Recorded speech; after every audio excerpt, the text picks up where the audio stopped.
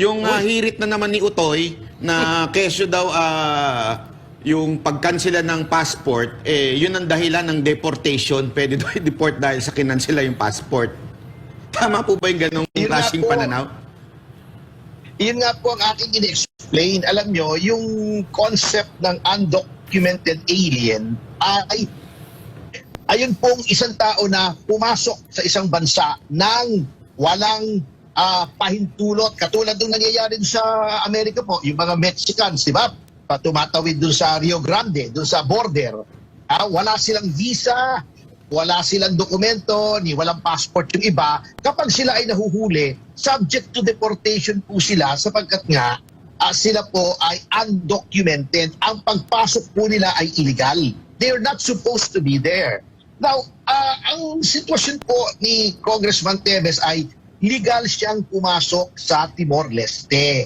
Siya ay pumunta roon, nagpresent siya ng passport, lumusot siya sa immigration, etc. etc. At kaya lamang siya naditine ay dahil nga po ay may request tayo. Now, with respect to the cancellation of passport, alam niyo po, hindi naman automatic na i-deport kayo sapagkat you are there legally. Kaya nga po, pinalakas pa nila yung kaso for political asylum sapagkat pinakikita nila na talagang ginigipit nila si Congressman Teves.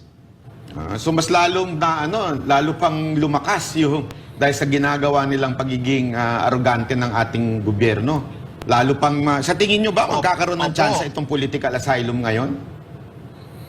Well, ayoko pong pangunahan Ayoko namang gayahin yung ating mga opisyal dito na sila nang nagsasalita para sa pamahalatan ng Timor-Leste. At titingnan po namin, basta I assure you na yung team po ni Congressman Teves doon ay mga galing na abogado, may isang dating Minister of Justice, may isang Prosecutor General at may dalawang dalubhasa po sa batas doon sa Timor-Leste na sila po ay isang matagal na law office doon na talagang mga political cases po ang kanilang specialty doon sa Timor-Leste, especially cases of political asylum.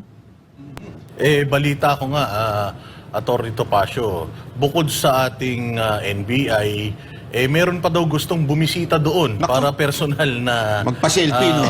Magpa-selfie yata kay Congressman Arnie Teves. Ano bang balita nyo ron? Papayagan kaya yun? Po, direkta.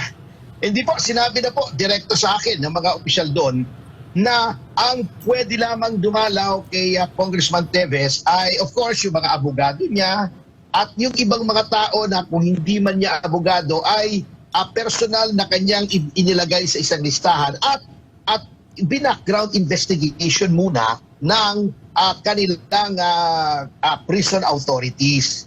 Kung ayaw po ni Congressman Teves at wala namang kinalaman kay Congressman Teves yun at ang gusto lamang gawin ay para hiyain siya o pagtawanan siya, hindi po nila papayagan yon sapagkat sila po mismo, ang experience po, alam niyo po yung marami sa opisyal ng gobyerno rito sa Timor-Leste, yun yung mga nakulong at pagka sila ay nakipagbarilan talaga sa mga Indonesians. Sila ay kinulong, hiniya, tinorture, etc. Kaya ayaw po nilang nangyayari yon sa mga prisoners ngayon because based on their historical experience, talagang sila ay naging colony dati at pagkatapos in-invade ng Indonesia. So ayaw po nilang mangyari yon sa mga prisoner nila na hinihiya o inaalipusta.